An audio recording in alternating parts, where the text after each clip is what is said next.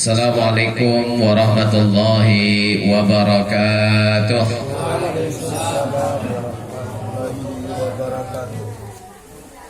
Alhamdulillah nahmaduhu wa nasta'inuhu wa nastaghfiruh wa na'udzu billahi min shururi anfusina wa min sayyiati a'malina. Man yahdihillahu fala mudilla lahu wa man yudlilhu fala hadiyalah.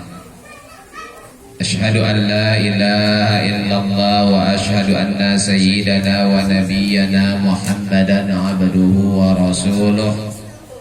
Allahumma fassalli ala sayyidina Muhammad wa ala alihi wa sahbihi ajma'in, amma ba'd. Sahibul bait, keluarga berkeluarga, Bapak Selamat, Ibu Hamidah yang kami hormati, bapak-bapak, ibu-ibu, dewan guru, wabil khusus hadir juga Pak Malik, ayah kami, Al-Mukarram, Al-Ustadz Kabir, Ustadz Irwansah, Sarjana Agama. Ini kita separuh-separuh nih Ustadz ya, awak 15 menit, Ustadz 15 menit ini. Bapak-bapak, ibu-ibu, jamaah yang dimuliakan Allah, kembali kita bersyukur kehadiran Allah Subhanahu wa Ta'ala. Pada hari ini kita dapat bersama-sama berkumpul di rumah Sahibul Bait, di rumah Ahlil Bait, dalam rangka mempererat tali silaturahim di antara kita, mempererat persaudaraan di antara kita, guru-guru Jabal Rahmah Putrajaya Stabat. Dulu istri saya juga tergabung di dalam ibu. Guru saya, istri saya dulu kepala Raudatul Atfal Jabal Rahmah Putrajaya yang di depan sekolah Putrajaya. Kemudian 2019 istri buat RA sendiri di Bambuan Perdamaian Stabat. Jadi mulai 2019 ini sudah berjalan tahun kedua. Alhamdulillah hari ini bisa berjumpa kembali dengan Bapak Ibu. Ini merupakan anugerah yang begitu besar dari Allah Subhanahu wa Ta'ala. Mudah-mudahan silaturahim ini senantiasa terus terjaga. Salawat berangkaikan salam senantiasa tercurah kepada junjungan alam baginda Rasulullah Muhammad sallallahu alaihi wasallam, keluarga beserta para sahabat-sahabat beliau. Insyaallah kita yang senantiasa terus bersalawat kepada beliau termasuklah umat-umatnya yang mendapatkan syafaatnya kelak di yaumil akhir. Amin ya rabbal alamin. Bapak Ibu hadirin, orang tua kami, jamaah yang dimuliakan Allah Subhanahu wa Ta'ala. Ketika Allah Subhanahu wa Ta'ala menjelaskan dan menegaskan kepada kita, innallaha wa malaikatahu yusalluna 'alan nabi ya ayyuhalladzina amanu sallu 'alaihi wa sallimu taslima. Kata Allah, sesungguhnya Allah dan para malaikat-malaikatnya bersalawat kepada Nabi. Baru Allah melanjutkan, ya ayyuhalladzina amanu, wahai orang-orang yang beriman, sallu alaihi, bersalawatlah kamu kepada siapa? Kepada baginda Rasulullah Muhammad sallallahu alaihi wasallam. Ketika Allah sang penguasa alam semesta dan para malaikat-malaikatnya bersalawat kepada baginda Rasulullah Muhammad sallallahu alaihi wasallam, maka sudah barang tentu sosok Muhammad bukanlah sosok kaleng-kaleng. Bahasa apanya? Sosok Muhammad bukanlah sosok orang yang sembarangan. Namun demikian, ketika Nabi Muhammad sallallahu alaihi wasallam dikatakan adalah Habibullah, kekasih Allah, jaminan surga sudah ada pada diri Rasulullah, tapi masih adakah musuhnya? Ada. Siapa musuhnya? Misal ada Abu Lahab, ada Abu Jahal. Nabi orang yang baik, ada musuhnya. Lalu setelah Nabi SAW wafat, ada anaknya, ada cucu-cucunya. Adakah musuh cucu-cucu Nabi? Ada kalau zaman sekarang. Siapa? Mirip juga. Kalau dulu ada Abu Jahal, ada Abu Lahab, sekarang ada namanya Abu Janda. Mirip-mirip itu. Ya, pokoknya yang ada abu-abu ini ngeri-ngeri sedap lagi tadi. Ya, karena biasanya abu gosok, ya kan? Abu dapur, ini untuk membersihkan yang kotor-kotor. Tapi kalau Abu Lahab, Abu Jahal dan sejenisnya hari ini, kalau istilahnya reinkarnasinya Abu Janda, tetap memusuhi. Apa artinya jemaah yang dimuliakan Allah Subhanahu wa taala? Nabi yang begitu baik pun juga musuh banyak. Konon kita, jaminan surga belum ada pada diri kita. Maka ketika ada manusia dihina, mungkin orang biasa-biasa saja. Manusia biasa maksudnya. Namun ketika baginda Rasulullah Muhammad SAW yang dilecehkan, yang dihinakan, yang direndahkan, ada orang marah banyak. Ada orang yang tidak marah, ada juga. Agamanya apa? Islam. Tidak kita peduli siapa yang menghina Nabi, sekalipun Presiden Prancis Rahmatullah, ketika dia menghinakan, menjelekkan baginda Rasulullah Muhammad SAW, tentu kita marah. Kenapa? Sekelas Allah dan malaikat bersolawat kepada Nabi. Ya sudahlah, maafkan kenapa? Kita umat Islam ini agama rahmatan lil alamin. Betul. Tapi ketika bosnya nanti, pimpinannya nanti, misal katakanlah dibuat berita hoax, katakanlah mengujar kebencian, katakanlah menghina dan lain sebagainya, cepat-cepat melapor kepada yang berwajib. Giliran nabinya, Habibullah kekasih Allah, yang jelas jaminan surga sudah ada pada diri beliau, ketika dihinakan, diam-diam saja. Ada apa jemaah yang dimuliakan Allah? Barangkali manusia seperti ini Islam agamanya, tapi barangkali hatinya sudah mati. Karena kata Imam Ahmad bin Hanbal, ada 4 sebab manusia yang menyebabkan hatinya menjadi mati. Yang pertama kata Imam Ahmad bin Hanbal, araftumullah wa lam ta'tuhu haqqa. Dia tahu Tuhannya, tapi dia tidak melaksanakan kewajibannya kepada Tuhannya. Dia tahu Tuhannya Allah, tapi haknya Allah untuk disembah tidak ia kerjakan. Dia tahu, pandai, ilmu agama pintar, perkara Al-Quran pandai, hukum-hukum pintar, hadis banyak dikuasai, berdebat cerita agama luar biasa. Tetapi ketika panggilan untuk beribadah kepada Allah Subhanahu wa taala, tidak ia hadir. Ini kata Imam Ahmad bin Hanbal, menyebabkan manusia ini hatinya menjadi mati. Maka kalau kita lihat jemaah yang dimuliakan Allah Subhanahu wa taala, kalau kita lihat di media sosial, kalau kita lihat di media sosial, kita lihat statusnya, ya Allah ya Karim, luar biasa baiknya. Islam rahmatan lil alamin dan lain sebagainya, luar biasa bagusnya. Tapi wallahu a'lam, bagaimana hablum minallahnya, bagaimana hubungannya dengan Allah. Yang pertama kata Imam Ahmad bin Hanbal. Yang kedua kata Imam Ahmad bin Hanbal, qara'tumul Qur'an wa lam ta'malu bihi. Kau baca Al-Quran, tapi perintah di dalam Al-Quran tersebut tidak kau laksanakan. Jelas Al-Quran menyatakan, aqimus shalah wa atuz zakat, dirikan sholat, tunaikan zakat, perintah di Al-Quran. Bahkan garansi dari Allah, inna sholata tanha 'anil fahsya'i wal munkar, sesungguhnya sholat dapat mencegah diri dari perbuatan keji dan munkar, sudah ada di Al-Quran. Tapi kadang timbul pertanyaan Bapak Ibu, sudah dia sholat, rajin dia sholat, tapi masih suka bermaksiat misal. Apa contohnya? Bermaksiatnya misalnya ngerumpi. Ngerumpi apa? Misal ada ustadz ceramah, dia ngobrol sendiri. Itu biasanya emak-emak yang di sana. Oh di sini insya Allah sama aja, ya Bu ya. Ada orang yang senantiasa sholatnya 5 waktu sudah dijaga, tapi masih bermaksiat. Jangan salahkan sholatnya Bapak Ibu, Terlebih kita hari ini di masa pandemik, di masa COVID-19. Dulu kalau kita cuci tangan kalau mau makan saja.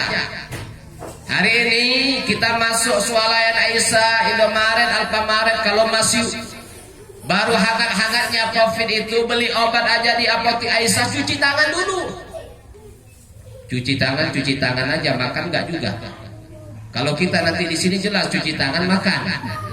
Masuk kita Aisyah, swalayan dan lain sebagainya, cuci tangan makan juga tidak. Jauh pihak kesehatan menyuruh kita mencuci tangan. Al-Quran sudah mengajarkan kepada kita, innallaha yuhibbut tawwabin wa yuhibbul mutatahhirin. Allah mencintai orang-orang yang bertobat, Allah mencintai orang-orang yang bersuci. Ketika sholat kita, mohon maaf, sudah sholat masih bermaksiat, bagaimana? Apakah sholatnya yang salah? Jangan, hati-hati, jangan salahkan sholatnya. Kita muhasabah diri, introspeksi diri. Sholat itu adalah bangunan besar. Bangunan itu ada gerbangnya. Apa gerbangnya? Wudhu. Kita cek dulu bagaimana wudhu kita. Allah mengajarkan kepada kita, ya ayyuhalladzina amanu idza qumtum ila sholati faghsilu wujuhakum wa aydiyakum ilal marafiq. Kata Allah Subhanahu wa taala, wahai orang-orang yang beriman, jikalau kau hendak mendirikan sholat, cucilah wajahmu. Kemudian wa aydiyakum ilal marafiq, kedua tanganmu dicuci hingga ke siku. Artinya apa? Kalau Al-Quran mengajarkan kepada kita mencuci tangan hingga ke siku, artinya air tersebut ditumpahkan, tangan kita mulai dibersihkan dari ujung jari hingga ke siku. Karena bahasanya wa aydiyakum ilal marafiq, dari ujung jari ke siku.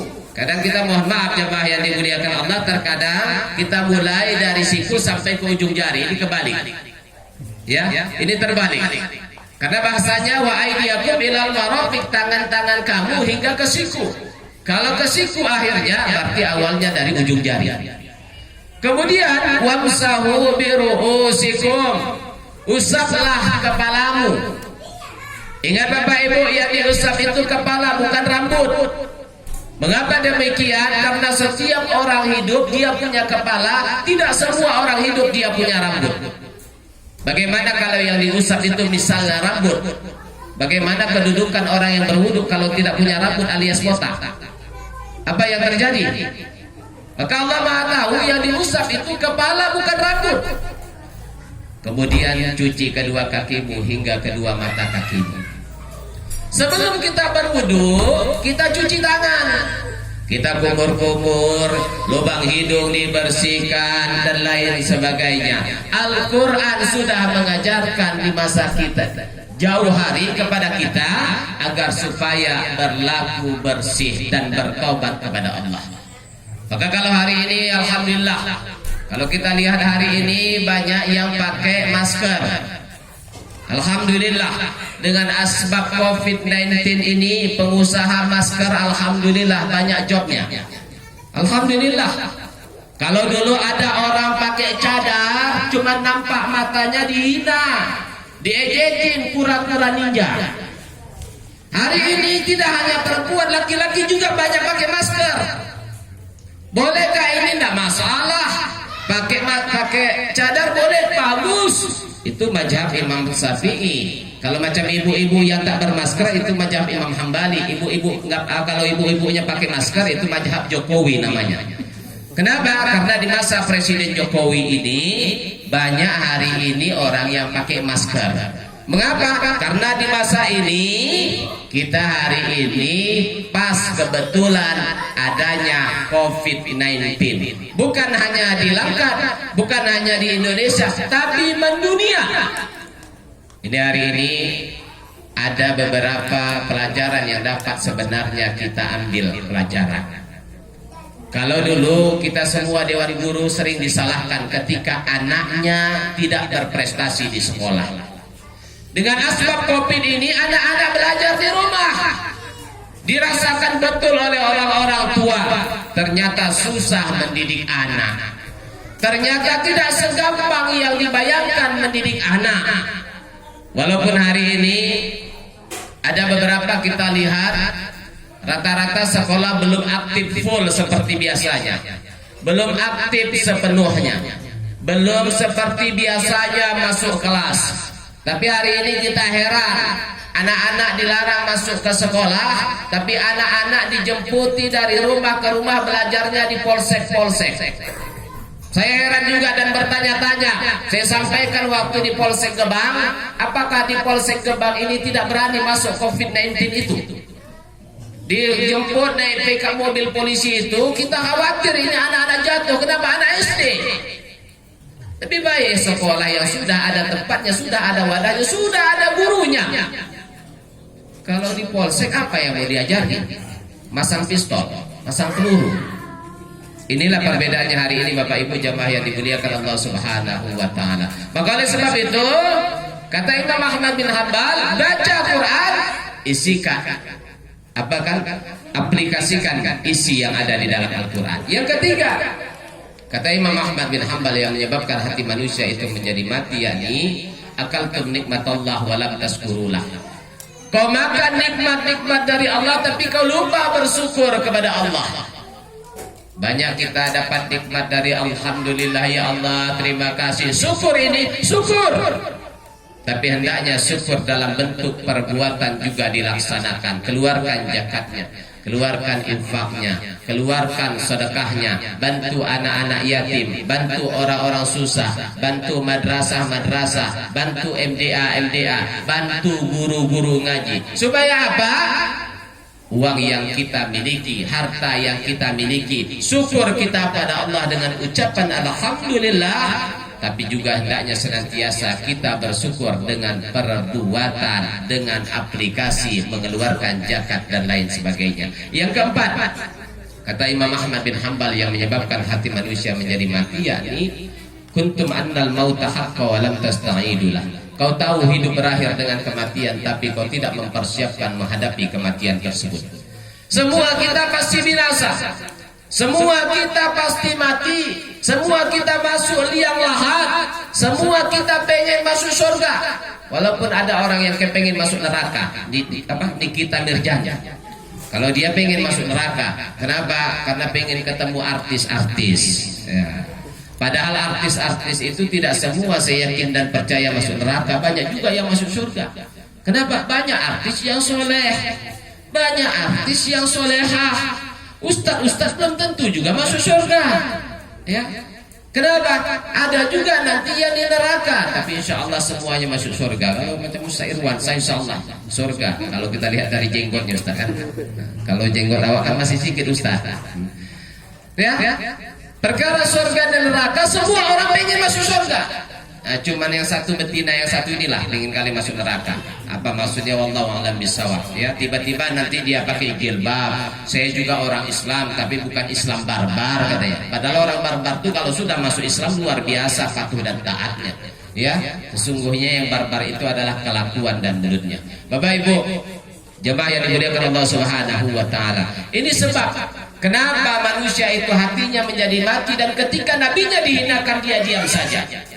Maka hari ini coba yang dimuliakan Allah Subhanahu wa taala, sudah jelas-jelas diajarkan, sudah jelas-jelas diingatkan kepada kita oleh Allah Subhanahu wa taala. Laqad kana lakum fi Rasulillahi uswatun hasanah. Sungguh telah ada pada diri Rasulullah sallallahu alaihi wasallam suri tauladan yang terbaik. Maka contohlah Nabi.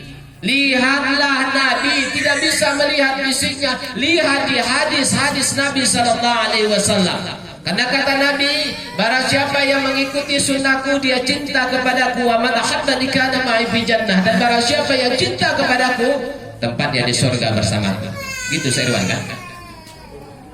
Maka hari ini kalau ada yang jalanin sunnah-sunnah Nabi, jangan heran, bagus. Justru kalau orang alergi dengan sunnah-sunnah Nabi, ini yang perlu kita pertanyakan. Apalagi beberapa bulan yang lalu, ya, para ulama-ulama keluar dulu mau disertifikasi, kata Ustaz Irwan saya, mau dikeluarkan sertifikasinya. Sementara oknum yang mau mengeluarkan sertifikasi, ini yang perlu dikeluarkan sertifikasi. Kenapa? Khutbah Jumat saja tidak memenuhi rukun. Ini mau mengeluarkan sertifikasi. Inilah hari ini yang terjadi. Kalau saya nggak mau bilang itu Menteri Agama Fakhrul Raji, saya nggak mau bilang seperti itu. Ini hanya sebatas contoh ya. Nanti kalau saya bilang seperti itu, nanti dibilang menebar kebencian, hoak dan lain sebagainya. Ini kan contoh Menteri Agama namanya Fakhrul Raji, gitu ya.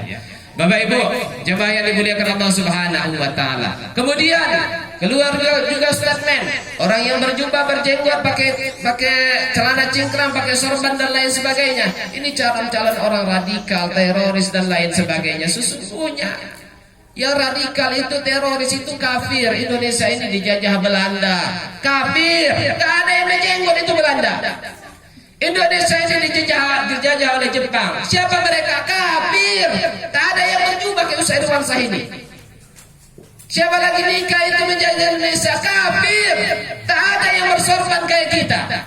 Itu kenapa tiba-tiba orang yang berjubah dan lain sebagainya dikatakan radikal, intoleransi, radikal dan lain sebagainya. Ini sebenarnya Bapak Ibu jemaah yang dimuliakan Allah, kita harus ingatkan kepada anak-anak kita. Mereka kafir, walan tarda ankal yahudu walan nasara hatta tattabi'a millatahum. Tidak akan pernah senang Yahudi, tidak akan pernah senang Nasrani hatta tattabi'a millatahum, sampai kita ikuti gaya hidup mereka, budaya mereka. Mulai Bapak Ibu jemaah yang dimuliakan Allah, bagaimana caranya supaya umat Islam itu dijauhkan dari agamanya? Bagaimana umat Islam itu supaya dijauhkan dari sunnah-sunnah Nabi Sallallahu Alaihi Wasallam? Bagaimana umat Islam itu supaya dijauhkan dari masjid-masjidnya? Bagaimana umat Islam itu dijauhkan dari mencintai rasa mencintai kepada baginda Rasulullah Muhammad Sallallahu Alaihi Wasallam? Ini akan terus mereka lakukan. Maka umat Islam pun diadu domba antara satu dengan yang lain. Yang satu nanti diberi biaya yang banyak, yang satu dikriminalisasi, sehingga bentrok antar sesama kita umat Islam. Kita sampaikan kepada anak-anak kita, Bapak Ibu jemaah yang dimuliakan Allah, supaya Indonesia ini tidak menjadi Andalusia yang kedua. Andalusia yang hari ini Spanyol 92% dulu Islam, 92%, mohon maaf, 98% dulu Islam. Hari ini Spanyol nama pengganti dari Andalusia, Islamnya tinggal 2%. Nauzubillah, thumma na'udzubillah min dzalik. Mengapa ini bisa terjadi? Kita akan terus diadu domba Bapak Ibu jamaah yang dimuliakan Allah. Mulai orang Islam yang satu menyalahkan yang satu. Misal mohon maaf, Bansar dihinakan oleh FPI, FPI dihinakan oleh Bansar. Akhirnya bentrok, kafir, Yahudi, Nasrani tepuk tangan. Ini cara mereka adu domba dari mulai zaman Belanda untuk menghancurkan negara kesatuan Republik Indonesia ini, diadu domba antar sesama kita. Wabil khusus kita sesama kita umat Islam. Maka hari ini Bapak Ibu jemaah yang dimuliakan Allah, kita harus sadar dan harus sampaikan kepada anak-anak kita. Kita harus sampaikan kepada keluarga kita. Kita harus sampaikan kepada anak didik kita apa yang terjadi hari ini. Ketika cinta kita kepada Nabi Muhammad SAW, cinta kita kepada Allah, beriman kita kepada Nabi, beriman kepada Allah, beriman kita kepada malaikat-malaikat, beriman kepada kitab-kitab, beriman kita kepada hari akhir, maka Allah katakan walau annal ahlal qura amanu wattaqau la fatahna alaihim barakatin minas sama'i wal ardh. Bila mana suatu penduduk negeri ini beriman, bertakwa kepada Allah, la fatahna alaihim barakatin minas sama'i wal ardh. Allah akan bukakan pintu rahmat baik dari langit maupun dari bumi. Bukan karena banyak orang pintar negara itu maju. Indonesia kurang apa banyaknya orang pintar? Profesor banyak, doktor luar biasa, ribuan mahasiswa yang disarjana setiap tahun. Negara kita apa yang terjadi? Kita lihat Mesir, kita lihat Mekah, kita lihat Madinah, tandus, gersang, pasir, batu. Tapi amanu wattaqau hadir di sana. Beriman mereka, bertakwa mereka kepada Allah. La fatahna alaihim barakatin minas sama'i wal ardh. Indonesia kurang apa?